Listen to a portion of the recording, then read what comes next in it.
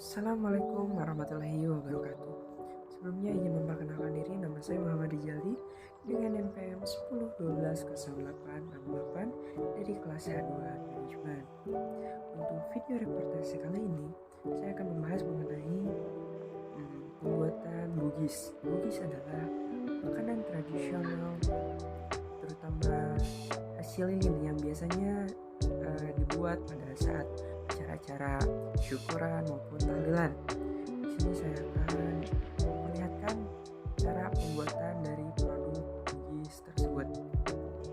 Sebelumnya yang harus disiapkan terlebih dahulu adalah alat dan bahan untuk menunjang kegiatan saat pembuatan bugis. Masuk pada proses pembuatan bugis, sebelumnya bahan yang kita perlukan antara lain yaitu tepung beras ketan, daun suji atau daun pandan, kelapa parut, gula merah, gula putih, daun jeruk, dan daun pisang sebagai bungkus dari bugis tersebut. Untuk langkah pertama, setelah kita menyiapkan daun pandannya, lalu kita potong-potong atau kita sobek-sobek daun pandannya sehingga bagian-bagiannya menjadi kecil. Tujuannya agar saat daun pandannya direbus, sari-sari dari daun pandannya dapat keluar dengan maksimal. Setelah selesai, maka kita langsung rebus saja daun pandannya dan tunggu hingga setelah daun pandan tadi selesai direbus, maka langkah selanjutnya rebusan dari daun pandan tersebut kita campurkan dengan tepung beras ketan yang sudah disiapkan. Kemudian langkah selanjutnya aduk adonan tepung beras ketan dengan campuran air dari daun pandan tersebut secara merata. Aduk hingga teksturnya menjadi seperti ini, dan jangan lupa untuk mencampurkan mentega agar si adonan nantinya mudah untuk dibentuk. Pastikan adukan adonan dicampur secara merata dengan mentega.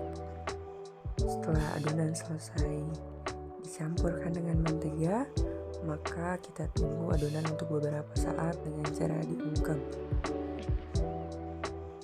Waktu pengungkapan adonan lumayan lama agar menghasilkan adonan yang bagus untuk bugis. Kemudian setelah adonan dibiarkan beberapa lama, maka kita ambil adonan dan dapat kita bentuk. Namun sebelumnya kita masukkan terlebih dahulu isiannya, yaitu kelapa parut dan gula merah. Kelapa parut dan gula merah yang sebelumnya telah dicampurkan dijadikan isian adonan. Tujuannya yaitu untuk memberikan cita rasa pada bugis yang berupa gurih dan manis.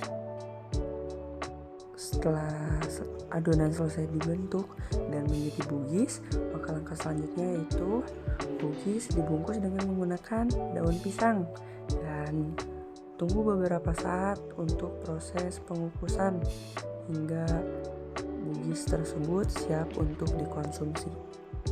Setelah proses pengukusan, maka pada akhirnya bugis siap untuk disajikan dan dinikmati dengan camilan-camilan tradisional lainnya. Perlu kita ketahui bahwa kue bugis merupakan makanan tradisional, tidak hanya tradisional untuk masyarakat Sunda. Ada beberapa daerah juga yang memiliki kue bugis namun dengan mungkin varian atau isian yang berbeda. Oleh karena itu, kue bugis atau camilan tradisional ini banyak dikenal oleh masyarakat Indonesia dari berbagai penjuru daerah karena mereka memiliki produk bugis dengan cita rasa dan varian yang masing-masing memiliki ciri khas yang berbeda. Seperti itu. Di sini juga bugis bisa dikombinasikan dengan camilan-camilan lain asal daerah tersebut. Misalnya di Cililin, bugis biasanya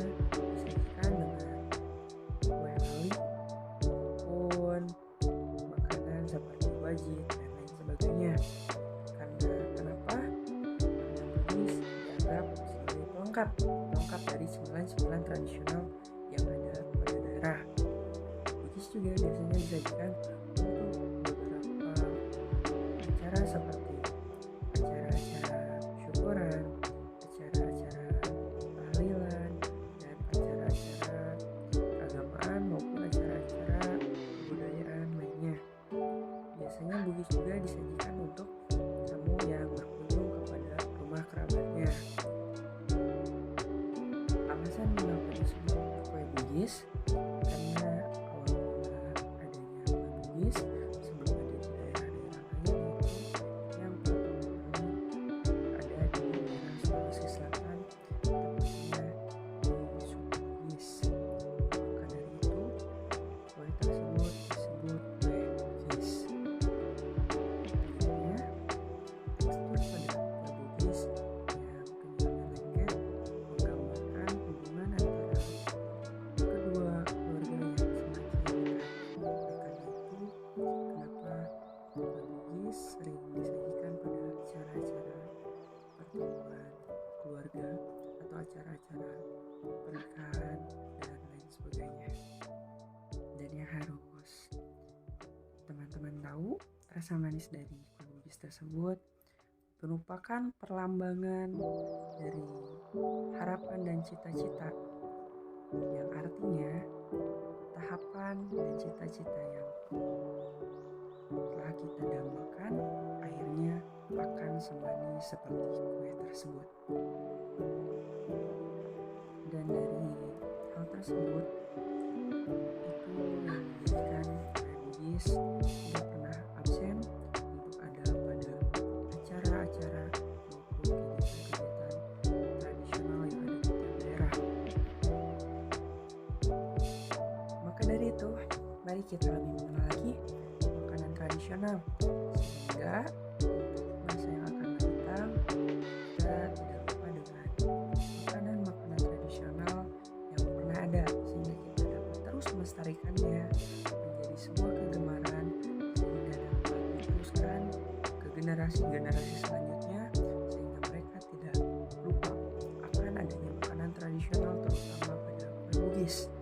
Maka mulailah dari kita untuk belajar mencintai makanan dan produk-produk tradisional, supaya produk-produk tradisional terus dapat dilestarikan dan tidak dilupakan dengan begitu saja. Maka dari itu, kita sebagai generasi muda sudah sepatutnya bangga akan banyaknya keanekaragaman produk-produk tradisional, makanan-makanan tradisional. Dan untuk itu, maka kita harus dapat melestarikan sehingga makanan tradisional dan produk tradisional tersebut tidak punah. Sudah sepatutnya produk tradisional itu dapat kita jadikan sebagai warisan budaya, warisan daerah dari makanan tradisional yang ada di Indonesia. Karena dengan itu semua dapat menjadi nilai sejarah atau historical yang sangat berarti bagi produk-produk lokal, sehingga hingga saat ini kita maupun generasi yang akan datang dapat dengan mudah untuk mengenal produk-produk lokal maupun makanan tradisional yang pernah ada dari zaman dahulu hingga masa saat ini maupun masa yang akan datang. Maka agar makanan tradisional tersebut dapat bertahan dan tidak tergerus dengan zaman, diperlukan adanya inovasi dan kreasi-kreasi baru mengenai olahan makanan tradisional, sehingga dapat menyesuaikan dengan lidah-lidah orang masa kini.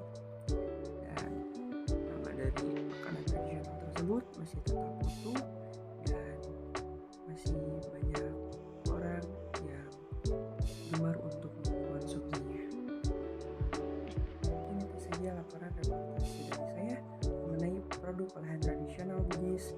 Saya Muhammad Rizaldi dengan FPM